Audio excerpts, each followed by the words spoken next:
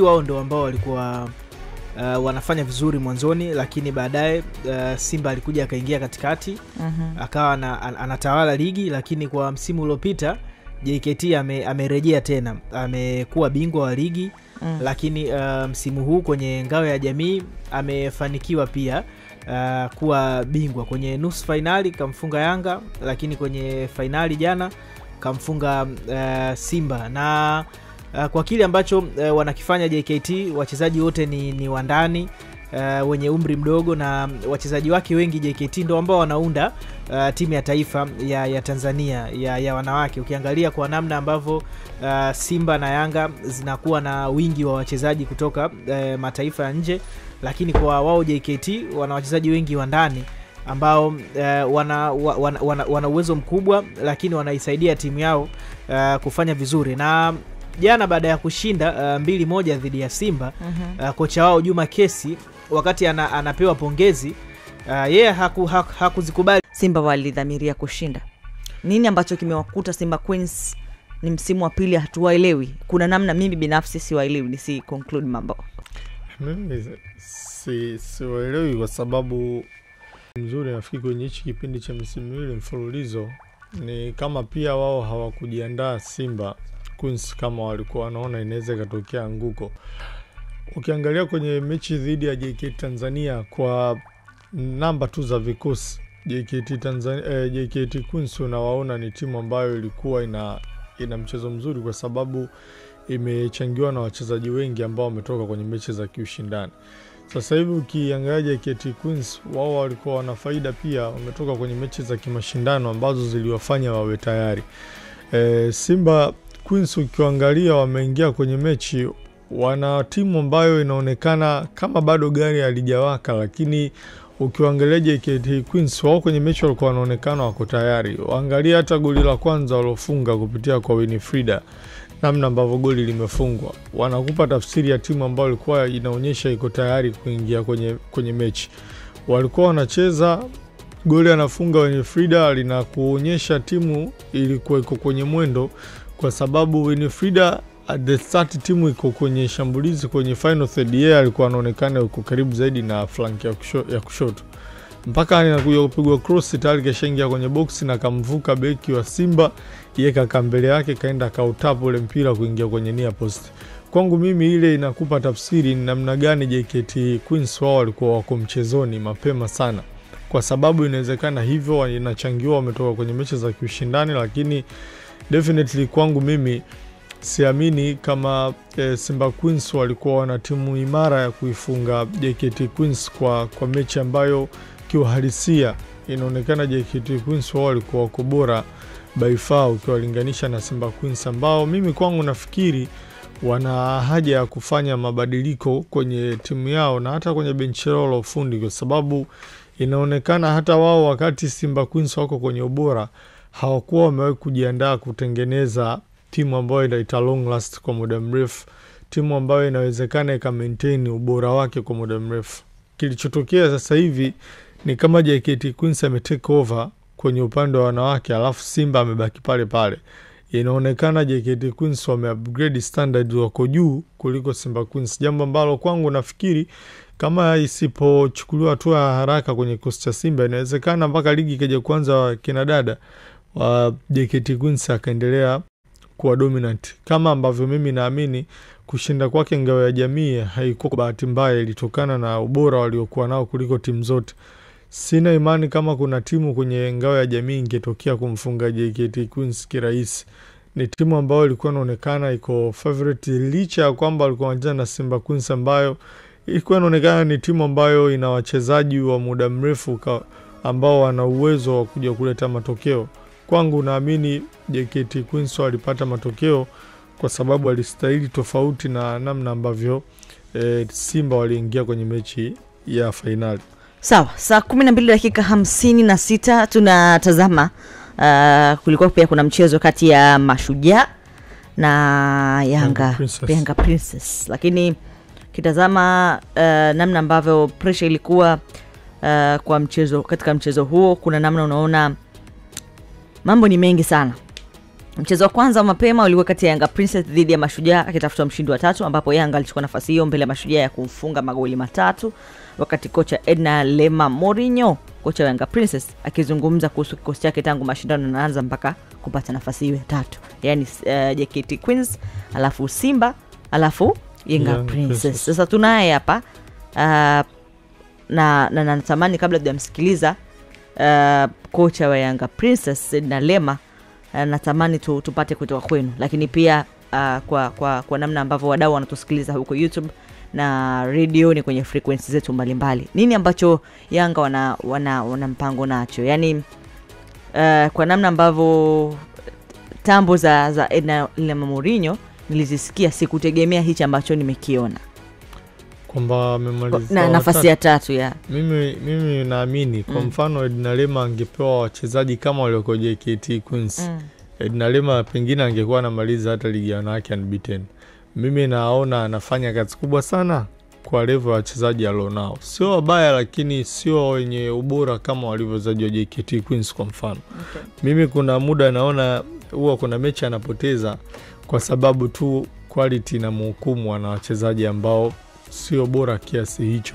Lakini ni mwalimu ambaye mimi ninavyoangalia anavyofanya maandalizi ya timu yake mpaka anafika kwenye mechi, naona huwa anafanya kazi kubwa sana, kwa sababu kwanza kashajua wachezaji wake hawana muunganiko kama ambavyo JKT Queens kwa mfano wana muunganiko muda mrefu.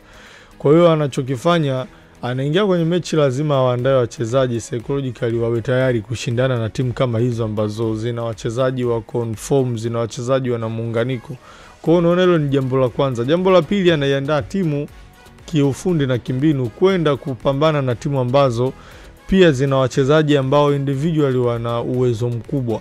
Kwa hiyo ukiangalia unamuona ni mwalimu ambaye anafanya kazi kubwa, na ukiangalia kiuhalisia amefungwa kwenye nusu finali na hiyo JKT Queens kwenye mikwaju ya penalty, na JKT Queens ndio alisawazisha mechi yao dhidi ya Yanga Princess. Unaweza ukaona ni namna gani ambavyo wamepiga hatua Yanga Princess. Kuanza mechi dhidi ya JKT Queens unapata goli la mapema, una contain, wanasawazisha, una contain mchezo, mnakwenda mpaka kwenye matuta, then unapoteza kwenye mikwaju ya penalty. At least una uwezo wa kujustify, angalau unaweza ukasema unajua penalty sio hazina mwenyewe na nini, lakini somehow unaona mwalimu amefanya kazi kubwa kuiandaa timu yake kwenda kushindana na timu kama JKT Queens, ambayo Simba kapoteza mechi ndani ya dakika 90. Yeye Yanga Edna Lema mechi yake na JKT Queens kwenye nusu finali kaweza kuicontain ile timu, ikasawazisha goli dakika za mbele baada ya Yanga kutangulia, alafu ikaenda kupata ushindi kwenye mikwaju ya penalty ambayo hata Yanga Princess wangeweza kushinda. Kwa hiyo kwangu mimi naona Edna Lema kuna namna timu ameisogeza kutoka chini mpaka hapo ilikofika sasa hivi. Sawa, hii ni Bongo FM na hili ni bao la asubuhi. Tunaenda kwenye dunia mpya yenye bata na raha. Tukirudi hapa tuna michongo mingi zaidi, lakini pia pesa za kutosha. Mimi Irene Kilango pamoja na Nation na Chisano na Cheo Lutengano tunakwambia hili ni bao la asubuhi.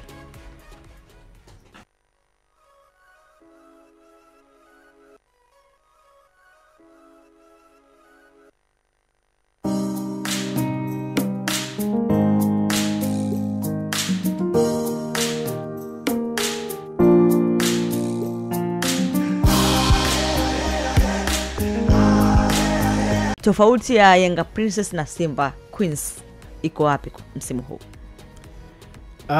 Unajua Simba safari imekuwa na timu mpya, wamesajili wachezaji wengi ambao ni wapya, lakini kwa upande wa Yanga Princess nao ina wachezaji wapya, ila kuna baadhi ya wachezaji wao muhimu ambao walisaidia timu walikuwepo na timu tangu msimu uliopita, kina Aregashi Kasla, lakini Giannini Mukandaisenga, ni baadhi ya wachezaji ambao wapo kwenye timu tangu msimu uliopita.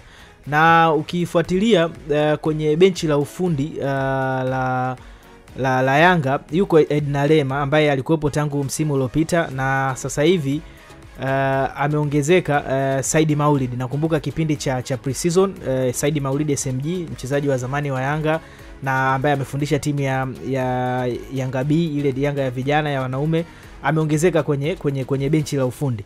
Kwa hiyo mimi naiona Yanga ambayo imeimarika zaidi, na nategemea itafanya makubwa kwa msimu huu. Lakini kwa upande wa Simba, wao bado wana kikosi kizuri, na pia kuna maingizo mapya ambayo yameongezeka kwenye timu. Kwa hiyo ni timu ambazo bado hazijapishana sana. Lakini na kiukweli bado sijaona sana kama kuna utofauti mkubwa kati yao. Lakini kwa upande wa Simba naona tu kuna wachezaji wengi wapya, ila bado wana timu nzuri ambayo kama watakaa kwa muda mrefu watazoeana, naamini watafanya vizuri. Na uzuri wa Simba ni kwamba tayari wao wamesha prove kwenye hii ligi. Wamechukua ubingwa mara 4. Kwa upande wa Yanga, wao bado hawajachukua ubingwa hata mara moja. Pengine pressure itakuwa kubwa kwa upande wao, na ndio maana tunaona kuna sajili ambazo wamezifanya, lakini sioni kama wanapishana sana. Ila kwa upande wa JKT, yeye ndo ambaye anaonekana tayari kama kuna kaeneo kake amejitengea hivi kwa kikosi ambacho anacho. Sawa. Cholo Tengano wakati anakuja hapa studio, ninaye Machenji Lupemba. Yuko hapa. Isambuzi wanajiita King of Women Football. Wewe? Mimi bado sijafuata kajina. Sawa, tuambie umeonaje mwanzo wa msimu huu wa soka la wanawake kuanzia kwenye ngao ya jamii? Mwanzo mzuri kwa sababu sasa hivi kuna kitu kizuri ambacho kimeongezeka. Msimu uliopita timu zilikuwa zinacheza, lakini bado kulionekana hakuna ubora wa vilabu vyote viwili, vitatu mpaka 4 ambavyo vilikuwa vinashiriki, japokuwa JKT alikuwa anaonekana kuwa bado yeye ndiye anaendelea kuwa baba wa soka la wanawake kwenye kile ambacho alikuwa anakionyesha. Lakini msimu huu Yanga ameonekana anakuja juu kwa kasi sana. Simba wanaonekana bado hawajaamka kwenye kile ambacho walikifanya, lakini Mashujaa wanaonekana pia kuwa miongoni mwa timu ambazo zitakuja kusumbua. Unajua kwenye ligi ya wanawake Mashujaa alikuwa bado haonekani kama ni timu kubwa. Mtu ambaye alikuwa anatazamwa baada ya Simba, Yanga, JKT alikuwa ni Fountain, lakini sasa hivi kwa mara ya pili mfululizo Mashujaa anakaa juu ya Fountain. Kwa hiyo kuna kitu cha ziada ambacho kimeongezeka. Lakini kwa upande wa bingwa sioni kipi ambacho kimefanywa na JKT. Yaani sasa hivi JKT anapocheza kwenye soka la wanawake, yani ni sawa sawa na huko ambavyo tunazitaja Simba na Yanga. Yani kule kwenye soka la wanawake JKT ndo Simba na Yanga wa soka la wanawake. Yani yeye ndiye mtawala. Mpaka hivi sasa ameshachukua ngao za jamii 2 kwenye finali 3 ambazo ameingia. Kumbuka ya kwanza ilifanyika 2023, Simba alichukua, lakini Simba alichukua kwa mikwaju ya penalti dhidi ya JKT. Sasa hivi JKT amekuja amechukua ubingwa. JKT huyu ndiye bingwa wa kombe la Sekafa. Tunazungumzia Sekafa, ina maana Afrika Mashariki kote, yeye ndiye ametawala na amechukua mara 2 mfululizo. Kumbuka Simba amewahi jaribu kwenda kuchukua, alichukua mara 1, mara ya pili Simba alitolewa. Kwa hiyo JKT amechukua mara 2 na ndo anakuwa faza, ndo timu pekee kutoka ukanda wetu ambayo imechukua ubingwa na inaenda kuwakilisha taifa la Tanzania na Sekafa kwenye michuano ya ligi ya mabingwa mara 2. Hakuna timu ambayo imewahi fanya hivyo. Lakini ukija ukirejea, yeye ndiye bingwa mara 4 na yeye ndiye amekuwa anatawala soka la Tanzania kwa sababu yeye ndiye anatoa wachezaji wengi kwenye timu ya taifa. Yaani wachezaji 10, 11 kwake ni kawaida. Kwa hiyo ukimtazama namna ambavyo anaanza maandalizi, kocha wa Simba analamika kwamba timu imechelewa kuingia pre-season, lakini JKT wao walishaingia pre-season mapema, wameandaa timu na wanajua kabisa nini ambacho kinaenda kufanyika. Na ndio maana ukiangalia sasa hivi JKT ana quality ya timu ya vijana wengi ambao wapo ndani hapa nyumbani Tanzania, wachezaji wazao, lakini anaweza akaja kufanya maajabu mbele ya timu ambazo zina wachezaji wengi wa kigeni. Ukija kuangalia namna ambavyo goalkeeper wao amekuwa bora, Najati watu wanamtafuta, wanaangalia namna ambavyo goalkeeper amekuwa bora. Yani sasa hivi tunapozungumzia magoalkeeper ambao wanacheza kisasa, yeye pia yupo, anaweza kuchezea miguu, anaweza kucheza mikono, anaweza kuzungumza na kupanga mabeki wake namna ambavyo wacheze, anaweza kafanya save, amekuwa bora sana. Angalia kwenye mbavu za pembeni, wamekuwa wanaweka wachezaji wengi wachanga na wanaweza kucheza mpira. Angalia kwenye eneo la katikati, wakina Pangamwene, akina Esther Maseke, wote ni wachezaji wadogo, wao wanacheza under 20 kwenye kikosi cha timu ya taifa, lakini bado huku wanakuja kupambana na wachezaji wakubwa kama akina Shilawatu ambao ametoka kucheza Besiktas, amecheza UEFA, anakuja huku sasa hivi anakuja kukutana nao, anakuja kuwakaba wachezaji wakubwa wachezaji ambao wana uwezo wa kuchukua tuzo, lakini anakuja ukabana nao kwenye maeneo ambayo wamekuwa wanafanya hivyo. Lakini endea kuangalia eneo la katikati, wamemkosa Joyce Lema, mchezaji ambaye amekuwa muhimili kwao. Wameingia wakina Chenge kwenye eneo la katikati, wana perform vizuri. Angalia alivyo wazima kwenye eneo la kati, Young Princess kwenye mchezo wa kwanza. Sasa hivi kwenye mchezo wa juzi amewapoteza kabisa wakina Vivian na Aquino Corazon, wachezaji ambao wametoka kucheza kwenye timu kubwa, wanacheza taifa la Kenya, lakini bado wanakuja kupata matokeo. Angalia ukuta wa umaliziaji wa safi ya ushambuliaji ya timu ya JKT. Ina Winifrida, mchezaji mdogo chini ya miaka 20, ndiye mchezaji ambaye anaongoza kwa kuvaa medali nyingi, lakini angalia ambavyo amekuwa anaisaidia JKT.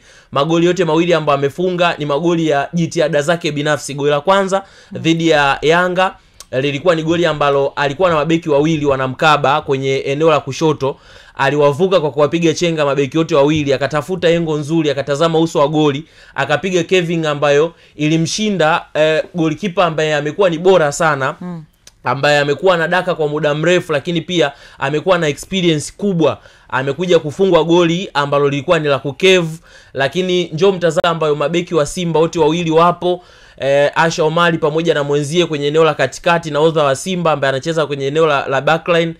Mpira upo katikati yao, yeye anatoka nyuma, anakuja na dash katikati, anakevu mpira kwenye eneo ambalo linashindikana, na mfunga golikipa bora wa Simba Aturo, ambaye amekuwa na muendelezo mzuri sana. Kwa hiyo ni vitu ambavyo vilikuwa vinafanyika, ni vitu ambavyo ulikuwa unaviona kwamba JKT ni timu ambayo imekamilika kwa asilimia nyingi sana, tofauti na timu za Simba, tofauti na Yanga na Mashujaa ambao walikuwa wanashindana nao. Mimi na kitu na kihisi naona kama Simba usajili ni kama wamepunguza ile kasi yao ya kufanya usajili, tena sio usajili bora, lakini pia kupunguza baadhi ya watu ambao pengine hawana impact nzuri kwenye timu. Siwezi kusema moja kwa moja kwamba hawana chochote kile, basi impact nzuri kwenye timu. Nakumbuka wakati fulani Simba ilikuwa bingwa sana wa kuchukua wachezaji ngome kutoka Young Princess, kutoka JKT, kutoka kuna timu nyingine, kutoka Fountain, kuna timu nyingine pia inaitwa Alliance, kitu kama hicho. Lakini kuna timu nyingine ipo Mlandizi hivi, inaitwa Mlandizi Queens nafikiri. Sawa. Kuna wakati ilikuwa bingwa sana, akipita maeneo hayo basi anachukua watu wa maana. Shida iko wapi kwa sasa pale Simba Queens? Nafikiri kuna siku moja tulikuwa tunazungumza kuhusiana na soka la Tanzania, Jisano alisema kwamba miongoni mwa watu ambao wanafanikiwa sana ama vilabu vinafanikiwa ni kuwatumia wachezaji wazawa ambao wana quality nzuri kwenye kupata matokeo. Ukiangalia hizi timu zote za wanawake, mtu ambaye aliperform vizuri kwenye mashindano alikuwa na idadi kubwa sana ya wachezaji wazawa, walikuwa wanamsaidia sana kupata matokeo. Na nadhani pia hiki ndicho kitu ambacho kimekuwa kinamuokoa sana JKT. Na umezungumza hapo, kipindi chote hicho Simba alikuwa anachukua cream ya wachezaji bora sana, wachezaji wazawa. Kumbuka nyuma kina Diana Mnali kwenye eneo la beki, tazama kina Feti Densa kwenye eneo la backline. Endea uangalie nyuma hapo, walikuwa na magolikipa bora. Nenda uangalie pale juu, walikuwa na wakina Opa kwenye eneo la juu la umaliziaji, mzawa. Alikuwepo Gaucho, mzawa alikuwepo kwenye eneo hilo. Njoo uje uangalie kwenye maeneo ya kina Asha hawa ambao walikuwa wanacheza, bado walikuwa ni wachezaji wazawa. Yaani Simba ilikuwa na addition ya wachezaji wageni kwenye maeneo machache. Mfano kwenye eneo la katikati alikuwepo Joela Bukulu, alikuwepo Mawete Musola, ndio wachezaji ambao walikuwa wanatawala sana kwenye maeneo la katikati. Lakini eneo la backline kidogo nako walikuwa wanaadi baadhi ya wachezaji, lakini ukiangalia kwa asilimia kubwa Simba ilikuwa inatawaliwa na wachezaji wazawa. Hata Fountain ambao ilikuwa inafanya vizuri ilikuwa na wachezaji wengi wazawa, kina Joyce Lema, uje uangalie kina Winifrida Charles walitoka pale. Kwa hiyo wachezaji wengi wazawa ndio walikuwa wanachangizwa na wachezaji wa kigeni, timu ina perform. Safari hii Simba imekuwa na maingizo ya wachezaji wengi wageni. Yaani kwa asilimia kubwa usajili wa msimu mfano msimu na msimu uliopita wameingiza wachezaji takriban 14 kwenye kila dirisha. Lakini kwenye hayo madirisha wanaingiza wachezaji takriban 10 mpaka 11 wa kigeni. Ina maana kuna wachezaji wengi wachache ambao wanawachukua kutoka ndani. Na hata ukiangalia kwenye hizi mechi za hivi karibuni ambazo wamecheza za ngao za jamii, Simba amecheza na wachezaji wageni 4. Yanga amecheza na wachezaji wageni 3. Jana kila mtu amecheza na wachezaji wachache, pungufu ya wachezaji 3. Wachezaji wazawa kwa maana wachezaji pungufu wachezaji 3.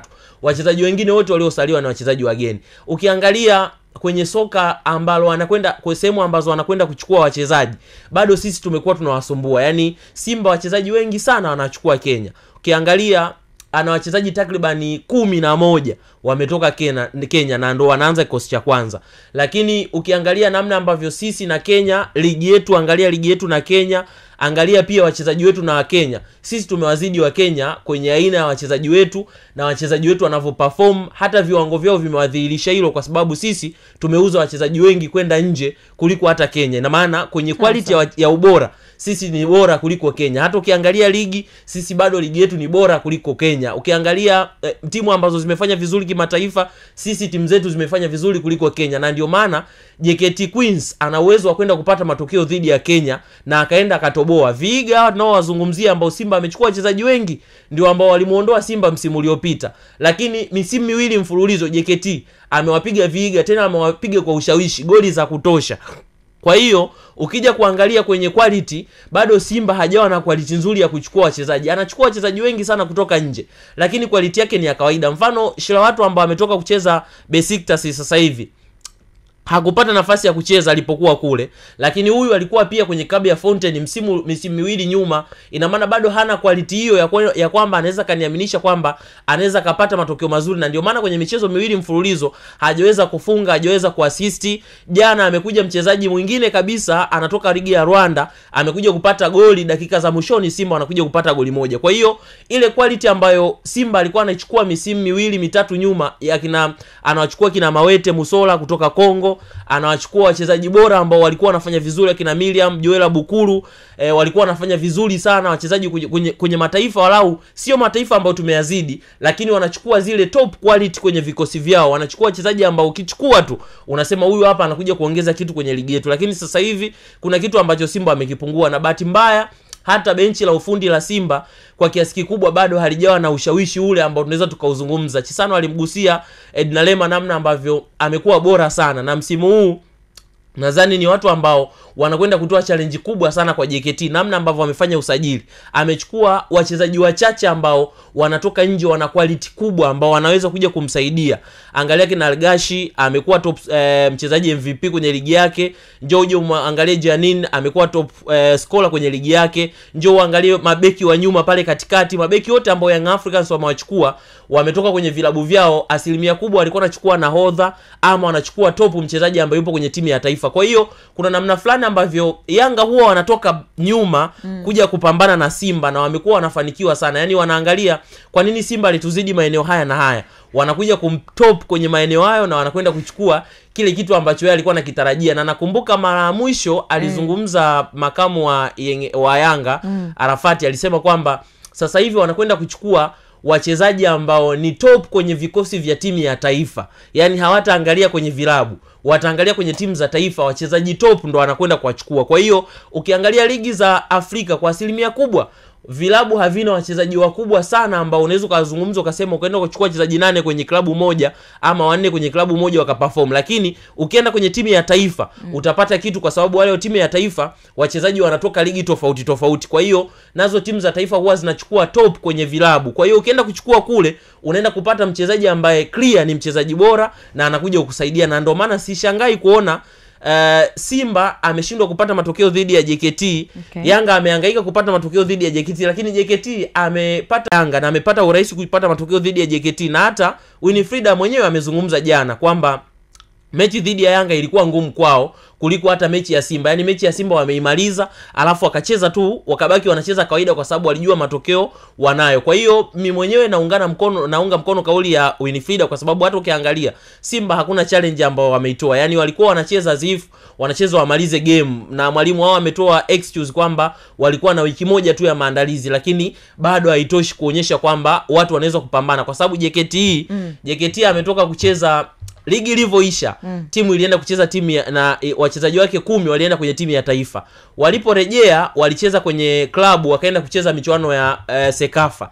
Waliporejea tena wakaenda kucheza ligi ya wakaenda kucheza na timu ya taifa na wakaenda kucheza under 20. Hao JKT wamerudi, wamekuja kucheza michuano ya ligi ya kombe la ngao ya jamii. Kwa hiyo ina maana JKT wamechoka zaidi kuliko wachezaji wao ambao walikuwa nje wakiendelea kupumzika kwenye kujiandaa na ligi. Kwa hiyo still nampa nafasi kubwa JKT, nampa nafasi kubwa Yanga. Kama Simba watabakia hivi kwenye mazingira ambao wanayo, wanaweza wakapata changamoto nyingine ngumu ya kupata matokeo kwenye ligi msimu huu. Sawa.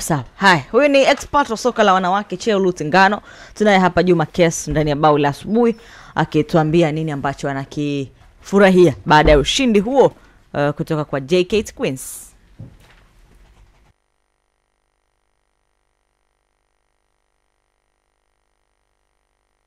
Hili ni Bao la Asubuhi na nikwambie bado tuko hapa na wewe na tuko tena na wakati huu tukimsikiliza Juma Kesi, kocha wa JKT Queens hapa ndani. Basi nikwambie tu kwamba yuko hapa Jason James kutokea Magereza hapa mkoani. Hajaniambia mkoa, umeandika hapa mkoani. Afu mkoani gani Jason? Na uje kurudia comment yako uniandikie vizuri. Tumsikilize Juma Kesi. Kwanza mimi nikwambie tu kwamba sisi hatuna furaha brother. Sisi hatuna furaha kwa sababu kama ni level hizi za kuchukua kombe hili, hawa jamaa na JKT Queens wameshapita. Kwa hiyo sisi tunasubiri hilo la Champions League. Kwa hiyo niseme hivyo. Lakini mechi ilikuwa nzuri, mechi ilikuwa ngumu, lakini mafanikio yetu ni kutokana na mchanganyiko wa nidhamu za kimbinu pamoja na kujituma kwa watoto wetu. Kiukweli imetuongezea nguvu sana kwa sababu kama nilivyokuambia awali, sisi malengo yetu ni kwenda kushinda Champions League. Kuhusu mashindano mengine yote yani JKT Queens washashinda. Kwa hiyo kama tutafanya jipya ni kuchukua Champions League. Kwa hiyo mimi niseme kwamba kwa ushindi huu unatupa chachu ya kuendelea kupambana ili kuiletea heshima Tanzania. Kiukweli nikwambie nimefanya kazi katika timu nyingi sana, lakini hapa JKT pana uongozi wa aina yake kiukweli. Yaani watu wanashirikiana sana na wananipa support kubwa kwa kweli. Mimi nikwambie tu kwamba yani sisi tunaambiwa chochote tunachotakiwa tunachokihitaji basi tunafanyiwa ili tuweze kutimiza malengo ya timu. Sawa, kwa upande wa Simba Queens yuko hapa kocha Eleneza Nsanga Nzelu, ambapo yeye anasema kilichowaponza ni kuchelewa kuingia kambini pekee. Kocha wa Simba Queens, karibu ndani ya Bao la Asubuhi. Nini kilichowaponza? Tuambie wewe mwenyewe. Hakuna ambaye anapenda matokeo ya kupoteza, sio? Sisi tulikuja kwa lengo la kushinda na tulijiandaa kwa ajili ya kushinda. Lakini JKT wamefanya vizuri zaidi na wameweza kupata hizo nafasi za kufunga. Na nafikiri sisi pia tulijaribu lakini hatukuweza kuconvert, sio? Kwa maana yake ni kurudi kwenda kuangalia kuanzia tarehe 6 ligi inapoanza kuweza kuona tunaanzaje. Lakini kuna kitu ambacho tumejifunza, nafikiri tutaenda kufanya kazi uwanjani ili tuweze kurudi mara zaidi. Nafikiri kwa sababu tuna muda kama unavyojua tulichelewa kidogo kwanza. Tumefanya pre-season wiki moja tu. Kwa hiyo nafikiri sasa tuna muda kidogo angalau kwenda kujiandaa zaidi kwa sababu ilibidi turudi kujiandaa na mashindano haya.